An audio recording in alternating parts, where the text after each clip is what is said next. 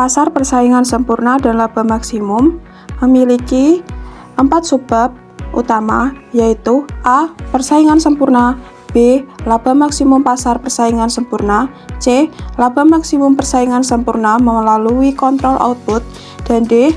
Laba maksimum dalam persaingan sempurna melalui kontrol input. Latar belakang. Sistem ekonomi kapitalisme adalah sistem ekonomi pasar. Pasar menentukan aktivitas produsen dan konsumen. Produsen akan membuat barang dagangan berdasarkan permintaan pasar dan konsumen akan membeli barang dagangan untuk memenuhi kebutuhan hidupnya berdasarkan harga pasar. Pola pikir sistem ekonomi pasar atau lazim disebut sistem ekonomi pasar bebas atau sistem ekonomi liberal kapitalisme berbasis pada kapital. Kapital sebagai basis dan penggerak aktivitas ekonomi yang bermuara pada laba. Setiap kapital yang diinvestasikan harus menghasilkan laba, karena kapital berkembang berdasarkan waktu dengan menggunakan penalaran time value money. Pola pikir sistem kapitalisme atau sistem ekonomi pasar bebas dapat disajikan dalam gambar 1.1. Produsen menggunakan kapitalnya untuk membuat barang dagangan yang bermuara pada laba. Konsumen menggunakan uangnya atau pendapatannya untuk membeli barang dagangan untuk memenuhi kebutuhan hidupnya yang bermuara pada kepuasan. Gambar 1.1 pola pikir sistem ekonomi pasar bebas, di mana pada tingkat bawah kapital dan pasar menjadi landasan, pada tingkat tengah perilaku produsen dan konsumen menggerakkan sistem, kemudian pada tingkat atas yaitu tujuan utama, di mana produsen mengejar laba dan konsumen mengejar kepuasan. Dalam skala global, pasar dapat diklasifikasikan menjadi 3 bagian, yaitu 1. Pasar nasional, domestik atau pasar luar negeri, 2. Pasar regional, wilayah tertentu misalnya ASEAN, Timur Tengah, Eropa, Afrika, Amerika Latin, Amerika Serikat, dan sebagainya. Ketiga, pasar global, pasar internasional. Pasarnya kaum kapitalisme global atau multinational corporation atau MNC. Dalam pembagian ideologi ekonomi, pasar dapat diklasifikasikan menjadi 3 jenis ideologi, yaitu 1. Pasar kapitalisme, yaitu pasar negara-negara dunia pertama. Mekanisme pasar diatur oleh tangan ajaib atau invisible hand, yaitu kekuatan permintaan dan penawaran. Dalam perjalanan sejarah, pasar kapitalisme berkembang menjadi kolonialisme. 2. Pasar sosialisme, yaitu pasar negara-negara dunia kedua. Mekanisme pasar diatur oleh negara. Dalam perjalanan sejarah, pasar-pasar sosialisme bisa kembali menjadi pasar kapitalisme seperti Rusia dan Cina. 3. Pasar semi kapitalisme, yaitu pasar negara-negara dunia ketiga. Mekanisme pasar diatur oleh kaum konglomerat berkolaborasi dengan kaum birokrat. Dalam perjalanan sejarah, pasar semi kapitalis berkembang menjadi kapitalisme. Dalam kajian moneter, pasar dapat diklasifikasikan menjadi 2 bagian besar, yaitu 1. Pasar uang dan modal, yaitu tempat jual beli uang dan modal. Pasar uang adalah tempat jual beli uang untuk modal kerja suatu perusahaan jangka pendek, dan pasar modal adalah tempat jual beli modal untuk investasi jangka panjang. Dalam kajian ekonomi manajerial, pasar dapat dikategorikan menjadi 2 bagian besar, yaitu 1. Pasar persaingan sempurna, perfect competition market, dan 2. Pasar persaingan tidak sempurna, imperfect competition market. Dalam pasar, produsen dan pedagang beraktivitas untuk mencari keuntungan dengan jalan 1. Bertransaksi sama-sama menguntungkan atau mutual benefit. Umumnya terjadi dalam pasar persaingan sempurna. Yang kedua, bertransaksi saling merekayasa atau homo homini lupus atau juga saling memangsa. Pada umumnya terjadi pada pasar persaingan tidak sempurna. Dalam sistem kapitalisme, pasar merupakan sentral diskusi karena menentukan kehidupan sosial dan politik. Kondisi sosial itu meliputi daya beli konsumen, promosi, persaingan, distribusi, dan pelayanan purna jual. Makin tingginya daya beli konsumen, makin tajam persaingan, makin cepat distribusi, dan makin baik pelayanan purna jual, maka makin dinamis kehidupan pasar. Kondisi pasar dapat disajikan dalam gambar 1.2 berikut ini.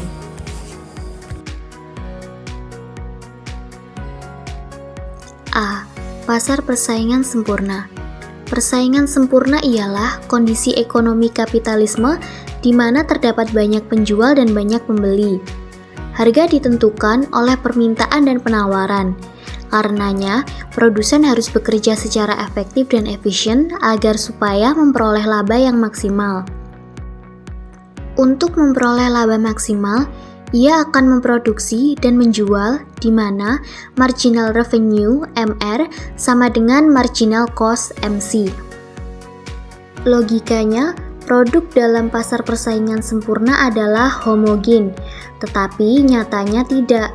Produk itu adalah diferensial, dalam arti berbeda bentuk, model, kemasan, penampilan, kualitas, dan lain-lain. Misalnya, produk mobil sedan Toyota, Honda, Suzuki, Mercy. Mereka sama-sama mobil sedan tetapi berbeda bentuk, kualitas, dan model. Harga pada umumnya mengikuti unsur-unsur tersebut. Dengan demikian, harga pada persaingan sempurna juga tidak homogen.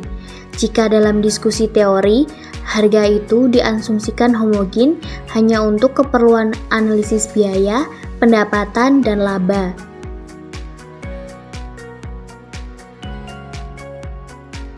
Ciri-ciri pasar persaingan sempurna adalah 1.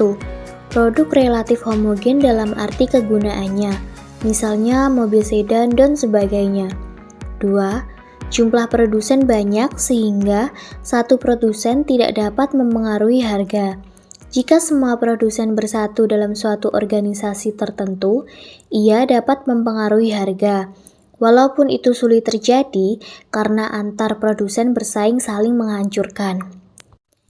3. Produsen bebas masuk keluar pasar. Oleh sebab itu, sistem yang demikian ini disebut pasar bebas, di mana yang kuat bersaing yang menang. Semua produsen mudah dan bebas memperoleh informasi mengenai produk, bahan baku, buruh, teknologi produksi, pasar barang, pasar model, sehingga semua produsen memiliki pengetahuan sempurna mengenai model pasar bebas tersebut. Kurva permintaan pasar persaingan sempurna. Pasar persaingan sempurna adalah situasi pasar di mana banyak produsen atau penjual dan banyak konsumen atau pembeli. Harga disebut titik keseimbangan antara kekuatan permintaan atau demand dan penawaran atau supply. Jika penawaran tinggi dan permintaan rendah, akan terjadi kelebihan penawaran atau akses supply. Dan sebaliknya, jika penawaran rendah dan permintaan tinggi, akan terjadi kelebihan permintaan atau akses demand. Kurva harga pasar dapat disajikan dalam gambar 1.3. Misalnya, pada P sama dengan Rp10 dan Q sama dengan 100 unit. Gambar 1.3, kurva harga pasar dalam pasar persaingan sempurna dapat dilihat di bawah ini. Dan di sampingnya ada gambar 1.4 yaitu perusahaan dalam pasar persaingan sempurna. Berdasarkan ciri-ciri tersebut di atas, maka kurva permintaan atau demand adalah sama dengan harga atau price, average revenue, dan marginal revenue adalah horizontal. B. Laba maksimum pasar persaingan sempurna.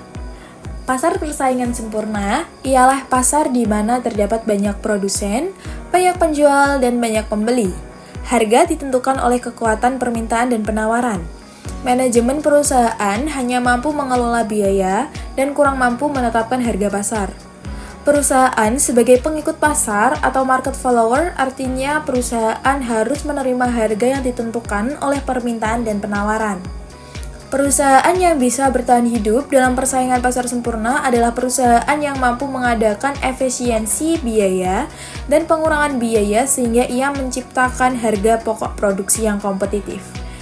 Jika terjadi perbedaan harga produk, sejenis relatif kecil karena pengaruh kualitas, arsitektur produk, dan selera konsumen.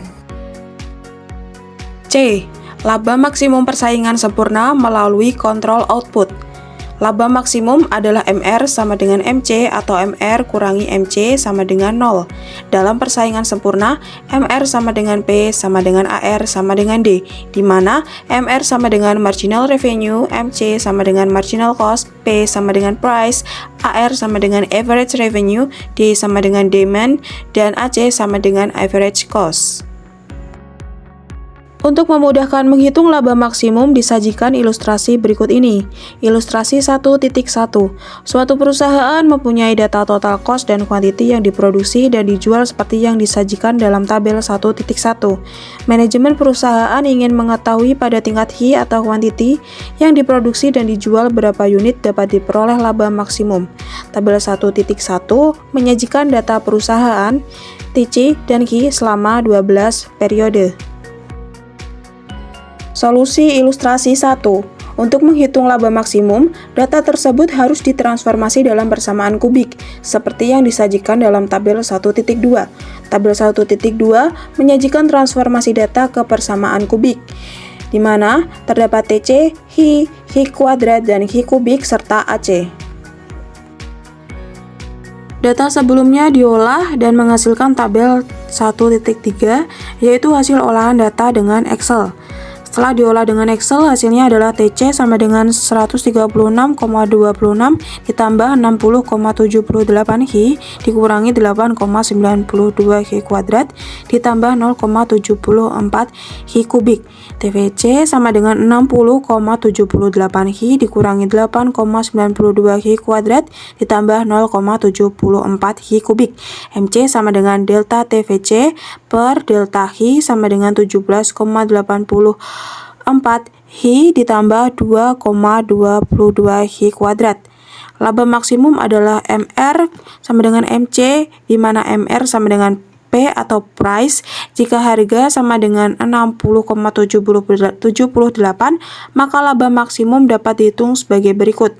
60,78 sama dengan 17,84 H ditambah 2,22 H kuadrat. Jika H sama dengan 0, maka H sama dengan 17,84 per 2,22 sama dengan 8 unit. Perhitungan laba maksimum disajikan dalam tabel 11.4. Tabel 1.4. Perhitungan laba maksimum. Berdasarkan tabel di atas, laba maksimum pada Q sama dengan 8 sebesar Rp 55,74. Jika Q sama dengan 7, laba sebesar Rp 47, dan jika Q sama dengan 9, laba sebesar Rp 46,80. Keputusan manajerial, perusahaan harus memproduksi dan menjual pada tingkat output atau Q sama dengan 8, laba sebesar Rp 55,74. Gambar 1.2. Perhitungan laba maksimum pasar persaingan sempurna. Sumbu horizontal Q adalah jumlah output atau kuantitas. Sumbu vertikal P per C adalah harga dan biaya per unit. Kurva-kurva dalam grafik salah satunya D sama dengan P sama dengan AR sama dengan MR. Ini adalah kurva permintaan atau demand yang juga mewakili harga, price, pendapatan rata-rata AR, dan marginal revenue MR di pasar persaingan sempurna. Kemudian MC, marginal cost, biaya marginal. Kurva ini berbentuk U karena hukum hasil tambahan yang menurun, dan AC, average cost, juga berbentuk U karena efek skala ekonomi pada awalnya. Tingkat keseimbangan ada pada titik perpotongan antara MC dan MR, yaitu D sama dengan P. Ini adalah titik di mana perusahaan memaksimalkan laba dalam pasar persaingan sempurna. Pada gambar, titik ini berada di output 8H.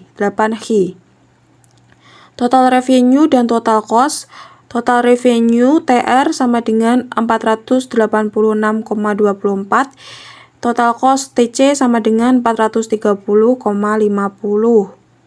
Sehingga diketahui laba sama dengan TR kurangi TC sama dengan 55,74. Area antara garis TR dan TC pada kuantitas 8Hi mewakili laba ekonomi perusahaan. Laba maksimum dalam persaingan sempurna melalui kontrol input. Untuk memperoleh laba harus ada input yang dikorbankan dalam proses produksi. Input itu sendiri terdiri dari kapital dan buruh atau labor atau K dan L. Kapital digunakan untuk membeli peralatan bisnis di mana akan melahirkan biaya tetap atau fixed cost dan digunakan untuk membeli material yang diolah oleh buruh yang melahirkan biaya variabel atau variable cost. Kerangka berpikir untuk memaksimumkan laba adalah 1. Mencari informasi harga pasar. Yang kedua, menghitung rata-rata pendapatan produk atau Average Revenue Product atau ARP dan Marginal Revenue Product atau MRP. Untuk rumus ARP sendiri adalah total revenue dibagi input produksi. Dan untuk rumus MRP sendiri, tambahan total revenue dibagi tambahan input produksi atau delta TR per delta I. Di mana I adalah input produksi atau MRP dikali delta TR per delta Hi dikali delta Hi per delta I. Atau MRP sama dengan MR dikali MP. Atau MRP sama dengan P dikali MP. Karena dalam persaingan sempurna, MR sama dengan P sama dengan D sama dengan AR. Yang ketiga, jika harga input kurang dari ARP, maka manajemen harus menghitung harga input sama dengan MRP. Perusahaan mendapatkan laba maksimum. Yang keempat, jika harga input lebih dari ARP, maka manajemen harus menutup bisnis. Perusahaan akan menanggung sebesar total biaya tetap. Yang kelima, laba dalam terminologi input adalah 1. Laba sama dengan TR dikurangin TVC ditambah TFC. Yang kedua ada laba sama dengan P dikali Hi dikurangi RK plus WL plus TFC. Lalu yang keenam atau yang terakhir, laba maksimum jika penggunaan inputnya optimum, yaitu jika rata-rata produk labor atau APL lebih besar daripada marginal produk kapital dan atau MPK, dan rata-rata produk labor atau APL lebih besar daripada marginal produk labor atau MPL. Ilustrasi 1.2. Perusahaan memiliki data sebagai berikut. R sama dengan bunga atas kapital 12% per tahun. W sama dengan tarif upah Rp 400 per jam. TFC sama dengan Rp 400. Harga pasar Rp 18 per unit. Data produksi perusahaan yang tersedia adalah sebagai berikut seperti dalam tabel 1.5. 1.5 menyajikan data perusahaan dengan kolom waktu Hi, K, dan L sebanyak 14 baris. Setelah ditransfer ke logaritma natural, data tersebut dapat disajikan dalam tabel 1.6. Tabel 1.6, data logaritma natural INH, INK, dan INL.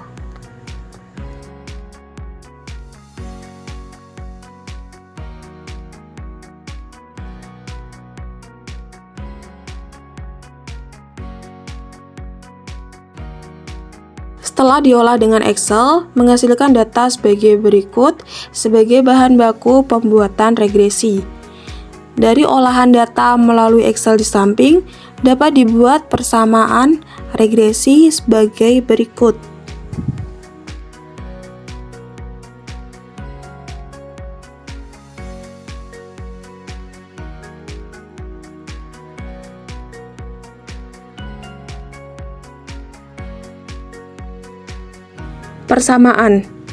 Persamaan berikut menghasilkan data dan angka yang kemudian dimasukkan pada rumus laba, di mana laba sama dengan total revenue kurangi total cost atau laba sama dengan P kali Hi kurangi R kali K kurangi W kali L kurangi TFC. Laba sama dengan 53,79 kali Rp18 kurangi 0,12 kali 163 kurangi 400 kali 1,1 kurangi Rp400. Laba sama dengan 968,22 kurangi 19,56 kurangi 440 dikurangi 400 sama dengan 108,66, yaitu laba maksimum.